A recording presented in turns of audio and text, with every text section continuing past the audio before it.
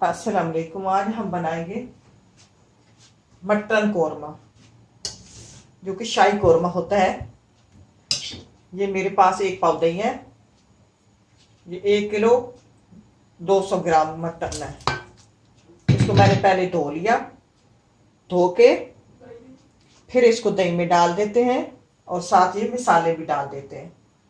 मिसाले डालकर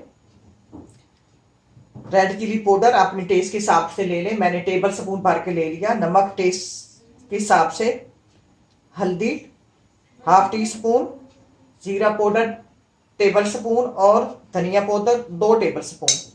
ये इसको डालकर इसको मैरिनेट कर लेते हैं। साथ लहसुन अदरक का पेस्ट भी डालेंगे।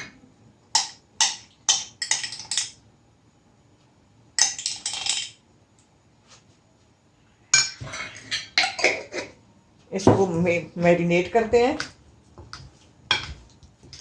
मैरिनेट करके छोड़ देंगे। फिर इसमें 4 प्याज है मेरे पास, हरी मिर्च है। प्याजों को मैं बारीक चाप करके इनको फ्राई कर लेंगे। वो साथ साथ मैं आपको दिखाती रहूंगी। अब इनको मैरिनेट करते हैं।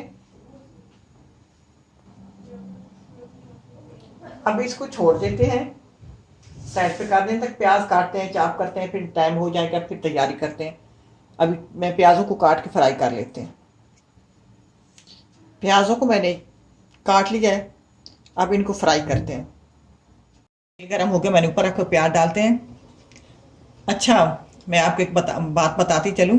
प्याज फ्राई बाजार से मिल जाते हैं, लेकिन उसका देखना यूँ पड़ता है कि आप उसको ज़्यादा देर के लिए नहीं रखें। मैंने तो एक बार ले आई थी, तो उसमें डेट उसकी सही थी, लेकिन वो मैंने हंडिया में डाला और मेरी हंडिया का जायका ही ख़राब हो गया। तो आप इतनी जो मेहनत करनी होती है, तो प्लीज़ आप घर में फ्राई प्याज कर लें, तो हंडिया बना लिया करें।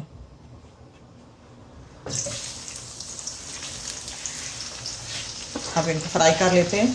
थोड़ा वक्त तो लगेगा, लेकिन चीज़ ओरिजिनल होती है ना, फिर आपको गिला शिकवा कोई नहीं कोई देगा कि आपने चीज़ ख़राब कर दिया।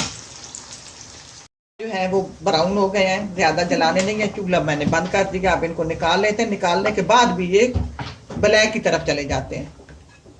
ज़्यादा ब्लैक जो हो, वो हंडिया भी ब्लैक हो जाती है और उनका टेस्ट भी अच्छा नहीं आता।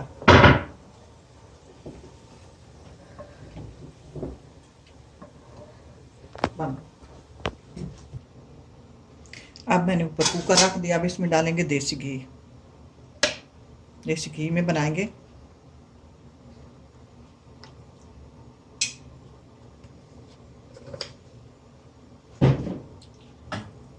साथ ही डाल देंगे खड़े गरम मसाले। इसमें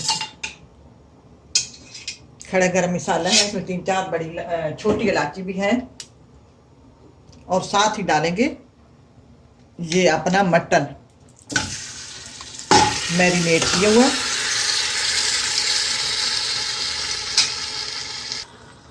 पहले इसकी हल्की आंच रखेंगे, क्योंकि इसमें दही है। दही जब अपना पानी छोड़ जाए तो फिर तेज आंच कर लेंगे। अब इसको मुझे फ्राई करते हुए कम से कम 15-20 मिनट हो गए हैं, क्योंकि गोश्त में पानी छोड़ा, आगे दूसरा दही में पानी होता है, वो सब अब वो फ्राई हो गया है। अब ये प्याज जो थे मैंने ब्राउन किए, उनको मैंने ग्राइंड कर लिया है। थोड़े ताकत में रखने चाहिए, ज़रा मोटे मोटे। अब इनको भी इनके साथ ही फ्राई करते हैं।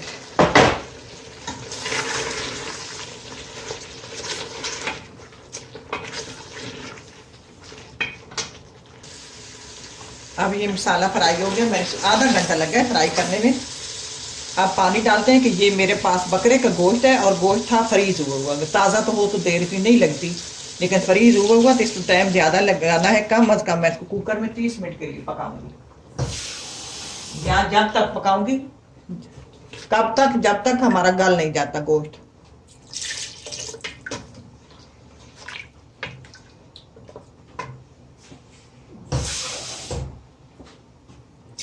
ये इसमें लगभग मैंने 3 पाव पानी डाल दिया।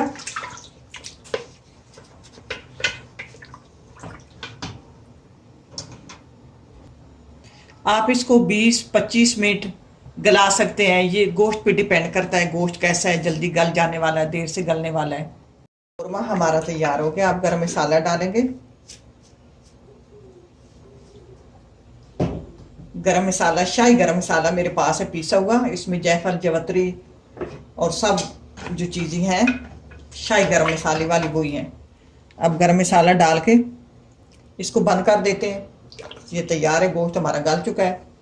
तो ट्राई करना, अल्लाह करे आपको पसंद आए। इसी के साथ इजाज़त चाहूँगी। अल्लाह हाफिज़।